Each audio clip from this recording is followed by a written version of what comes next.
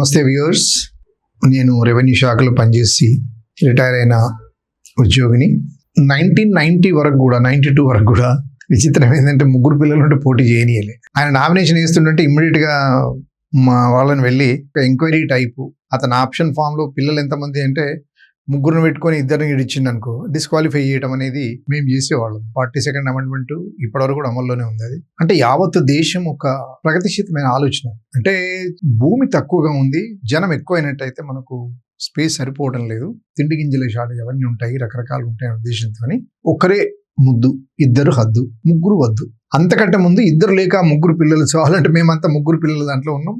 Government మాకు increment కూడా ఇచ్చింది. ఆపరేషన్ చేసుకుంటూ వాసెక్టమీ ఆపరేషన్ చేయించుకుంటే నాకు 40 రూపాయలు ఇంక్రిమెంట్ వచ్చిందండి. అలాంటిది ముగ్గురు పోయి ఇద్దరు పిల్లలు పుడితే ఇంక్రిమెంట్ ఇచ్చారు. తర్వాత 2000 వచ్చేటప్పటికి ఆ ఇంక్రిమెంట్ ఇవ్వడం కూడా మానేశారు. It is bounded duty of the government employee. అంటే ప్రతి ప్రభుత్వ ఉద్యోగి ఎవరైనా సరే ఇద్దరు పిల్లల్ని దాటకూడదు అనేది నిబంధన వచ్చేసింది. కానీ అప్పటికే మేమిద్దరం మాకు ఒక్కరు అంతే, ఒక్కరు ముద్దు, అసలే వద్దు అనే కుటుంబాలు కూడా ఉన్నాయి కొన్ని. కానీ అది కూడా సరైంది కాదు అని కూడా ఉన్నది. కానీ అట్లా అనుకున్నారు, 1 or none. ఆ 1లో చాలా మంది, ఆంధ్రప్రదేశ్ గౌరవ ముఖ్యమంత్రి చంద్రబాబు నాయుడు ఉన్నాడు, ఆయన కొడుకు లోకేష్ ఉన్నాడు, ఆయనకు ఒకడే కొడుకు, ఆయన కొడుకు కూడా ఒకడే కొడుకు. ఇప్పుడే మీకు ఎంతమంది శాతనైతే అంతమంది పిల్లలు కనమంటున్నారు. ఎందుకు? ప్రపంచం అంతా కూడా యువతనం తగ్గిపోతుంది, లైఫ్ ఎక్స్పెక్టెన్సీ పెరిగిపోయింది, జీవిత కాల పరిమితి బాగా పెరిగింది. 58 ఏళ్ళకి రిటైర్మెంట్ ఎందుకు పెట్టారంటే అప్పటికే వయసు దగ్గర పడుతుంది కాబట్టి ఇంకా తర్వాత పని చేయలేమని రిటైర్మెంట్ ఇచ్చింది. ఇప్పుడు 68 ఏళ్ళ వరకు మనిషి హెల్తీగా ఉంటున్నారు. ఆయన పుట్టిన ఇద్దరు పిల్లలు ఇది చేస్తున్నారు, వాళ్ళకు ఒక్కొక్కరే అంటున్నారు. మరి ఇట్లా మరి నేను యువకునిగా ఉన్నప్పుడు పని చేసిన పెద్దవాడిని అయిపోయినా, వృద్ధుల లిస్టులోకి ఇంకా రాలేదు. వస్తాము అది వేరే సంగతి. పని చేసే కెపాసిటీ అయితే లేదు. మా నాన్నకు 6.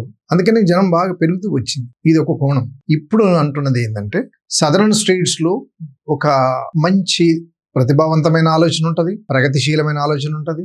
ఎప్పుడు ఒక మంచిని ఎక్కువ కోరే ప్రజలు ఒక అభివృద్ధి పరమైన ఆలోచనలతో ఉంటారు. నార్త్ లో అలా లేదు. అన్నీ బీహార్ కానీ, యూపీ కానీ, జార్ఖండ్ కానీ, ఒరిస్సా అయినా, తర్వాత అక్కడ గుజరాత్ అయినా, బాంబే అయినా, ఏదైనా అంతే.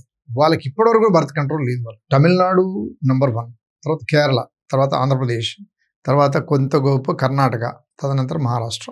ఈ రెండే ప్రతి మహిళ సగటున 2.1 చిల్డ్రన్ ప్రొడ్యూస్ చేయాలి. ఇప్పుడు 2 కంటే తక్కువ.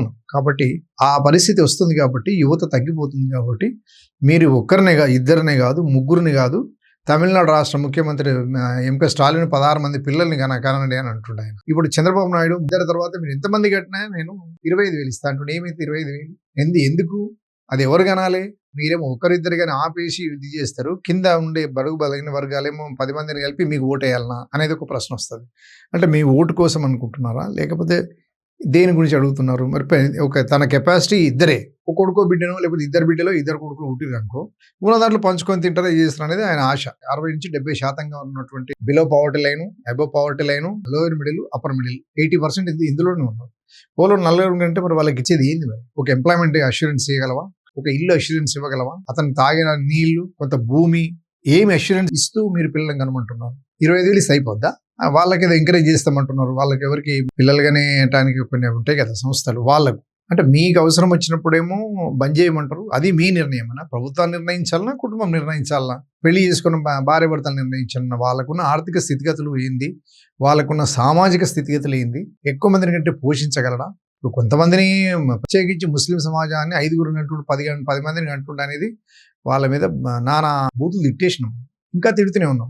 10 మందిని అంటుండే. ఇప్పుడు స్టాలిన్ అయితే 16 మందిని అంటుంటాడు. మొహమాట కొద్ది 3 అన్నారు చంద్రబాబు నాయుడు గారు కానీ, మన రేవంత్ రెడ్డి కానీ. ఎంతమందిని కంటే అంత ప్రోత్సాహం ఉంటుంది అంటారు.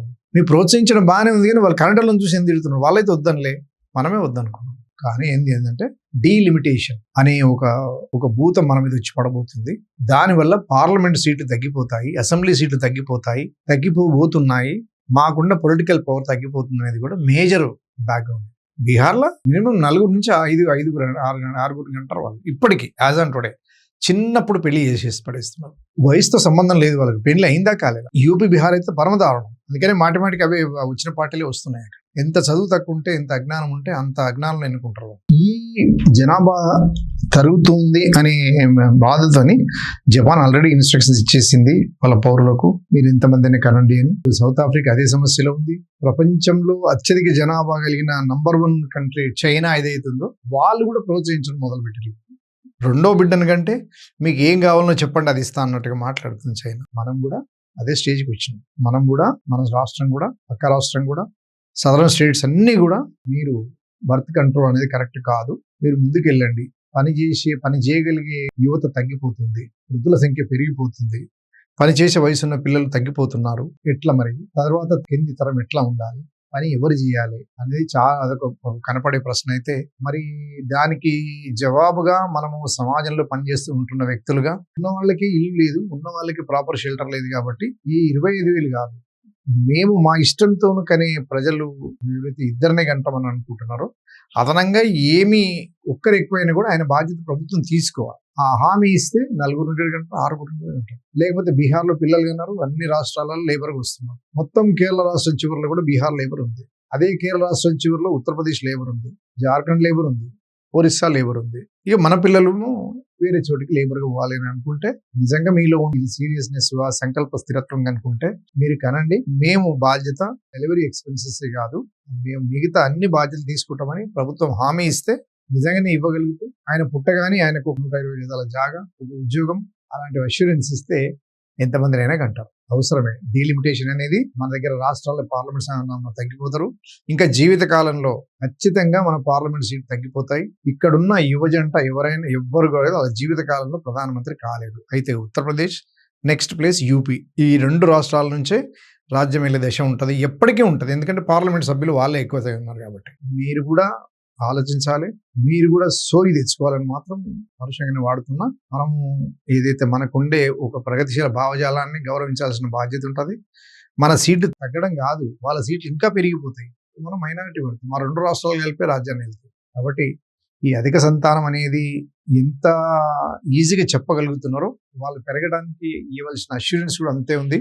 మనం అందరము పిల్లలు ఎక్కువ కనుమని ఎంకరేజ్ చేసే వాళ్ళందరికీ కూడా ఒక సందేశం ఇవ్వాల్సిన అవసరం ఉందని చెప్తూ వీడియో చూడండి, సబ్స్క్రైబ్ చేయండి, డిస్కస్ చేయండి, మీ పిల్లలతో మాట్లాడండి. ఆయన 2 గంట ఎక్కువ గంట అంటే 3వ అబ్బాయికి పోతా అంటే ఎందుకు పోతావు, ఎట్లా నడుపుతావు, అతను హామీ ఇవ్వగలగాల కొడుకు ఏంటంటే లేదు పలానా ముఖ్యమంత్రి పుట్టబోయే పాపకు అన్ని చదివిస్తా అంటుండు, ఉద్యోగం ఇప్పిస్తా అంటుండు, పెళ్లి చేసే వరకు కూడా బాధ్యత తీసుకుంటా అంటుండు అన్నప్పుడు మీరు ముందుకు వెళ్దాం అన్నట్టుగా మాట్లాడుకొని చూసి సబ్స్క్రైబ్ చేస్తారని కోరుకుంటూ శుక్రియా, ధన్యవాదాలు.